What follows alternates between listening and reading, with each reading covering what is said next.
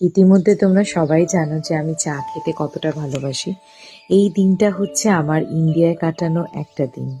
চায়ের বাড়ি ক্যাফেতে চলে গেছিলাম আমি, আমার মা আর ঝুমা মাসি। আমার চা কেন ভাল লাগে? কারণ চা হলো মনকে শান্তি দেওয়ার এক অমূল্য উপহার। চা ছাড়া সকালের শুরু কখনোই পূর্ণ হয় না। আপনাদের কেমন লাগে চা খেতে? চায়ের বাড়ির ক্যাফেটা কিন্তু বেশ ভালো, পরিচ্ছন্ন, ছিমছাম ছিল। চায়ের টেস্টটাও বেশ ভালো ছিল।